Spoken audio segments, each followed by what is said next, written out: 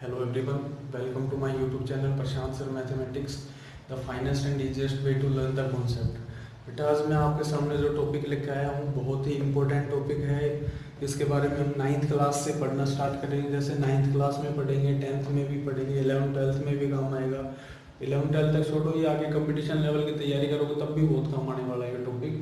देखो इस टॉपिक का नाम क्या है, पॉलिनोमियल्स, जो अपन स्टार्ट कहाँ से करें, 9th क्लास से। ठीक है, इस पॉलिनोमियल का मतलब क्या होता है, पॉलिनोमियल में क्या क्या आता है वो आज अपन पढ़ेंगे। देखो पॉलिनोमियल के अंदर सबसे पहले अपन पढ़ेंगे कांस्टेंट। कांस्टेंट क्या होता है, उसके बाद वेरिएबल क्या होता है, अलजेब्रिक एक्सप्रेशन, पॉलिनोमियल, जो कि पॉलिनोमियल ये जो है वो किसमें है, अलजेब्रिक एक्सप्रेशन गिवन होगी, उसमें हमें बताना है कि भाई पॉलिनोमियल है या नहीं है, किस टाइप का पॉलिनोमियल है या नहीं भी है। फिर उसके बाद पढ़ेंगे अपन कोफिशिएंट। किसी पॉलिनोमियल में कोफिशिएंट का क्या रोल होता है, डिग्री का क्या रोल होता है, ठीक है, और जीरो पॉलिनोमियल क्या होता है, और जीरोस ऑफ ए पॉलिनोमियल क्या होता है। मतलब जीरो पॉलिनोमियल तो जो जीरो होता है वो तो उसको जीरो पॉलिनोमियल बोलेंगे, लेकिन जीरो जो पॉलिनोमियल क्या होता है वो अलग चीज है। ये दोनों डिफरेंट है दोनों, ठीक है। जैसा कि सबसे पहले मैं आपको बता दूं, देखो कांस्टेंट के बारे में स्टडी करेंगे। कांस्टेंट क्या है, a symbol having a fixed numerical value. कोई भी सिंबल जिसमें क्या हो, कोई फिक्स न्यूमेरिकल वैल्यू हो, इज कॉल्ड ए कांस्टेंट, उसको हम कांस्टेंट बोलेंगे। जैसा कि दैट इज 7 3 -1 2/7 एक्सेट्रा। कोई भी न्यूमेरिकल वैल्यू हो सकती है कांस्टेंट। मतलब सीधी सी बात ये है कि हम कांस्टेंट उसको बोलेंगे जिसकी वैल्यू नोन है, हम जानते हैं जिसकी वैल्यू। उसके बाद आता है वेरिएबल, ए सिंबल व्हिच में असाइन्ड डिफरेंट न्यूमेरिकल वैल्यू।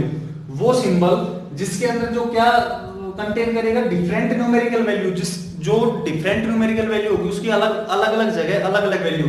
जैसे इस क्वेश्चन के अंदर x आ रहा है, उसमें x की वैल्यू अलग है। इस क्वेश्चन में x आ रहा है तो उसमें x की वैल्यू अलग है। तीसरे में आ रहा है x तो उसमें x की वैल्यू अलग है। तो वो वेरिएबल होगा। मतलब वेरी का मतलब ही देखो बदलना होता है, VARY। वैसे तो वेरी का मतलब क्या होता है, बदलना होता है। बदलना मतलब हर जगह जिसकी वैल्यू बदले। तो वेरिएबल का मतलब बदलना। ए सिंबल व्हिच में assigned different numerical value is known as variable. उसको क्या बोलेंगे हम, वेरिएबल बोलेंगे। जैसा कि that is c is equal to 2πr। c का मतलब सर्कमफ्रेंस ऑफ ए सर्कल, किसके इक्वल होती है, 2πr। जिसमें सर्कमफ्रेंस ऑफ सर्कल को तो क्या लिखेंगे अपन, c होगा। r क्या होगा, radius of circle.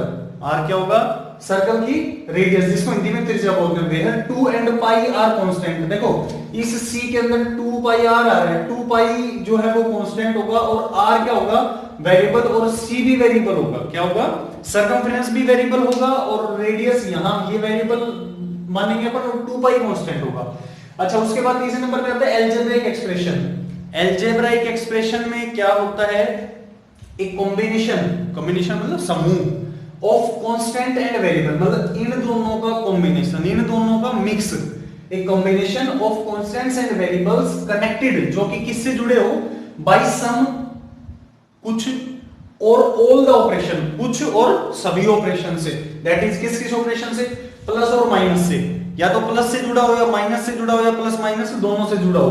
Are called the terms of expression. उस एक्सप्रेशन की क्या बोलेंगे, टर्म्स। दैट इज जैसे देखो x³ + 2x² y + 4xy² + y³ + 7 is an algebraic expression. इसको तो क्या बोलेंगे अपन, ये क्या है बेटा, अलजेब्रिक एक्सप्रेशन है ये। अच्छा, इसके अंदर कितनी टर्म है, देखो 1 2, प्लस माइनस उसको अलग अलग करता है। जैसे ये दोनों प्लस में है तो ये दो टर्म हो गए अलग अलग। प्लस और माइनस जो है वो कनेक्टिविटी है, वो इनको अलग करता है। 1 2 3 4 5 टर्म है, containing 5 terms. That is x³ पहली टर्म। देखो x³ पहली टर्म, दूसरी 2x² y की दूसरी टर्म होगी, तीसरी 4xy² की तीसरी होगी, चौथी टर्म y³, पांचवी टर्म 7। अब उसके बाद आता है पॉलिनोमियल। पॉलिनोमियल क्या है, एन अलजेब्रिक एक्सप्रेशन। देखो इसके लिए हमें इसका पता होना चाहिए। अलजेब्रिक एक्सप्रेशन अगर अपने को नहीं पता तो पॉलिनोमियल का कोई पता नहीं है। अब अलजेब्रिक एक्सप्रेशन में क्या आ रहा है, कांस्टेंट और वेरिएबल। तो इसके लिए हमें कांस्टेंट और वेरिएबल का पता होना चाहिए। इसीलिए बिल्कुल रूटीन से लिख रखे हैं मैंने, serial wise, step by step. पहले कांस्टेंट पता लगाएंगे, फिर वेरिएबल पता लगाएंगे, फिर अलजेब्रिक एक्सप्रेशन देखेंगे क्या होता है, फिर पॉलिनोमियल का नंबर आता है। पॉलिनोमियल में क्या होगा, N algebraic expression in which the variables involved have only non negative integral power. मतलब क्या है, देखो एन अलजेब्रिक एक्सप्रेशन, कोई भी अलजेब्रिक एक्सप्रेशन हो सकती है, इन विच, जिसके अंदर द वेरिएबल्स इन्वॉल्व, जिसके अंदर क्या होते हैं, वेरिएबल होते हैं, have only non negative integral power. मतलब उनकी जो पावर है वो नॉन नेगेटिव होनी चाहिए, नॉन नेगेटिव इंटीग्रल। देखो सबसे पहले तुम्हें इंटीग्रल के बारे में बता दो, इंटीजर्स क्या होते हैं, इंटीजर्स में क्या क्या आता है बेटा, देखो -3 -2 -1 0 1 2 3 एंड सो, मतलब ये इधर माइनस इन्फिनिटी तक, इन्फिनिटी मतलब अनगिनत, जिसकी वैल्यू हमें पता नहीं लास्ट तक, इधर प्लस इन्फिनिटी तक आएगा, ये क्या आएगा लास्ट पॉजिटिव इन्फिनिटी तक, बिना प्लस का साइन लगाए लिख सकते हैं।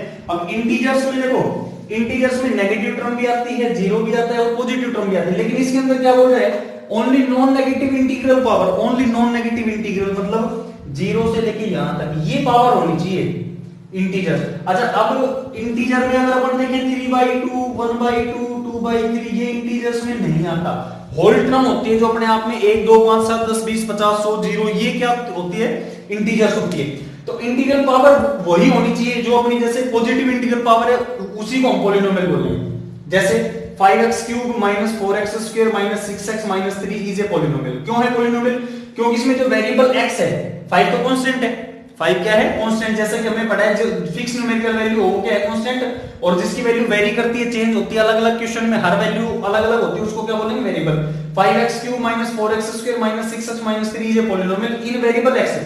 किस वेरिएबल में है, x वेरिएबल में, क्योंकि इसकी पावर देखो x की पावर x की पावर x की पावर, यहां इसके साथ कुछ नहीं है, तो हम इसको ये लिख सकते हैं बेटा 3x की पावर 0 लिख सकते हैं। x की पावर 0 का मतलब 1 होता है, क्या होता है x की पावर 0 का मतलब 1, किसी की भी पावर 0 1 के इक्वल होती है। अच्छा दूसरा एग्जांपल अगर हम लेते हैं 5 + 8x की पावर 3/2 + 4x की पावर -2, देखो इसमें x की पावर 3/2 मतलब इंटीजर्स भी नहीं है, 3/2 नहीं है इंटीजर्स, और यहां नेगेटिव पावर आ रही है तो नेगेटिव वाला भी नहीं ले सकते अपन पॉलिनोमियल में, तो ये क्या है पॉलिनोमियल नहीं होगा, इज एन एक्सप्रेशन, एक्सप्रेशन बोलेंगे बट नॉट ए पॉलिनोमियल, लेकिन वो पॉलिनोमियल नहीं हो सकता। मोस्टली पॉलिनोमियल्स जो होते हैं, पॉलिनोमियल्स आर डिनोटेड बाय, किससे डिनोट करेंगे उसको हम, px qx rx एटसेट्रा, इनसे डिनोट करते हैं पॉलिनोमियल्स को, कई बार gx और hx भी ले लेते हैं अपन। अब उसके बाद क्या आता है कोफिशिएंट, किसके ऊपर बात करेंगे अपन, कोफिशिएंट के ऊपर। कोफिशिएंट क्या होता है, कोफिशिएंट तो वैसे तो पता ही होगा हिंदी में, मतलब होता है गुणांक, किसी संख्या का गुणांक। जैसे कोई इक्वेशन है, ये मान लो यही अपने को पॉलिनोमियल दे रखा है, इक्वेशन नहीं बोल सकते वैसे इसको, पॉलिनोमियल है। इक्वेशन जब होती है जब किसी फैक्टर की इक्वल होती है।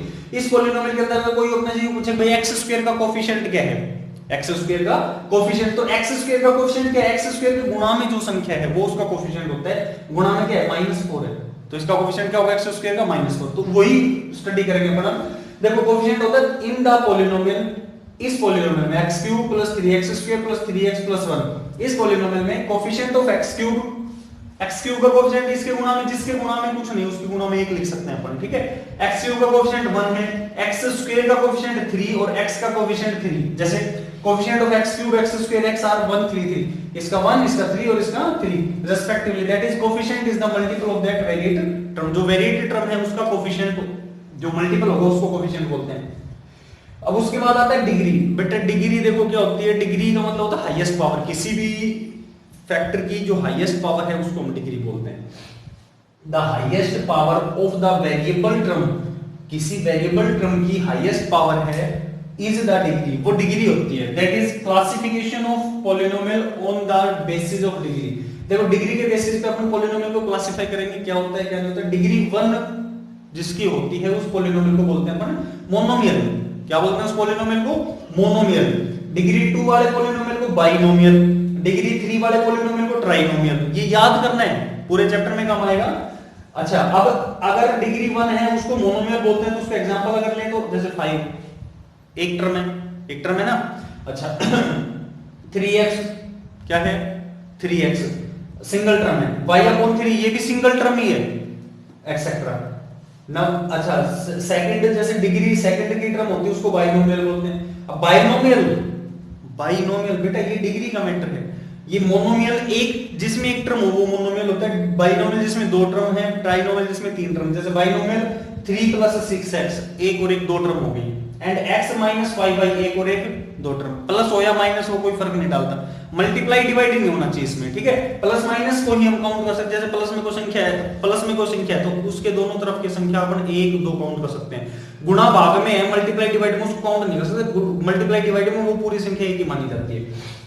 अच्छा तीसरे नंबर पे डिग्री थर्ड का पॉलिनोमियल क्या बोला जाता है? ट्राइनोमियल। और एग्जांपल्स आते हैं उसके अंदर जैसे 2x² + 4x + 2 एटसेट्रा। एक एग्जांपल लिखा है मैंने, जैसे 1 2 3 टर्म है ना भाई, कनेक्टिविटी से जुड़ रहे हैं, प्लस से 1 2 3 टर्म एटसेट्रा, उसको क्या बोलेंगे? ट्राइनोमियल। अच्छा, अब बेटा उसके बाद आता है देखो जीरो पॉलिनोमियल। जीरो पॉलिनोमियल क्या होता है? जिसकी वैल्यू ही जीरो, मतलब वैल्यू जीरो का मतलब जैसे अगर अपन 0x ले रहे हैं, क्या ले रहे हैं? 0x या 0x² या 0x³, तो वो जीरो पॉलिनोमियल में आता है। जैसे ए पॉलिनोमियल कंसिस्टिंग, कोई पॉलिनोमियल जिसके अंदर एक टर्म हो, क्या हो? एक टर्म, नेमली जिसका नाम क्या हो? नेमली जीरो ओनली, जो जीरो हो उसको क्या बोलेंगे? Zero polynomial. A polynomial consisting a term, किसी पॉलिनोमियल में एक ही टर्म हो, नेमली क्या नाम है उसका? जीरो। जीरो ही टर्म हो ना खुद अकेली, तो उसको अपन जीरो पॉलिनोमियल बोल सकते हैं। रिमार्क में देखो क्या बताया, ये याद रखने वाली बात है, degree of zero polynomial is not defined. Zero polynomial की डिग्री क्या होती है बेटा? नॉट डिफाइंड होती है। अब उसके बाद आता है जीरोस ऑफ ए पॉलिनोमियल। किसी पॉलिनोमियल्स के जीरोस कैसे निकालेंगे अपन? देखो जीरो पॉलिनोमियल और जीरोस ऑफ ए पॉलिनोमियल में बहुत फर्क होता है। जीरो पॉलिनोमियल, जीरो को जीरो पॉलिनोमियल बोलते हैं, और जीरोस ऑफ ए पॉलिनोमियल मतलब किसी पॉलिनोमियल के जीरोस कैसे निकालेंगे? उस पॉलिनोमियल को जीरो के बराबर पुट करो, जो वैल्यू आएगी वो उसका जीरोस होगा, क्योंकि उस वैल्यू के ऊपर इस पॉलिनोमियल की वैल्यू जीरो है। जैसे let px be the polynomial, हमने px कोई पॉलिनोमियल मान लिया। इफ px बराबर 0, यदि px बराबर 0 है, then we say that x is the zero of the polynomial, मतलब किसी पॉलिनोमियल में हम x की कोई वैल्यू पुट कर रहे हैं, उसकी वैल्यू 0 आ रही है, तो उसको जीरोस ऑफ ए पॉलिनोमियल बोलेंगे। रिमार्क में क्या है? Finding the zeros of polynomial px, किसी पॉलिनोमियल px का जीरोस फाइंड करते time means solving the equation px बराबर 0। उस इक्वेशन को कैसे सोल्व करेंगे? उसको 0 के इक्वल पुट करके उसकी वैल्यूज निकाल देंगे। ठीक है बेटा, देखो आज के लिए इतना ही काफी है। फिलहाल ये पढ़ो, जैसे फर्स्ट एक्सरसाइज के ऊपर अपन काम करेंगे, फर्स्ट और सेकंड एक्सरसाइज पे काफी है। फिर उसके बाद थर्ड एक्सरसाइज का नंबर आएगा तब और बताऊंगा, और जो उसकी बेसिक बातें होगी। ठीक है, अभी आज के लिए इतना ही काफी है। ये सभी जो डेफिनेशंस हैं ये आप लोगों को याद करनी है। ठीक है, और बढ़िया तरीके से याद करनी है। अगली वीडियोस में अपन एक्सरसाइज के ऊपर चलेंगे। Okay, thank you.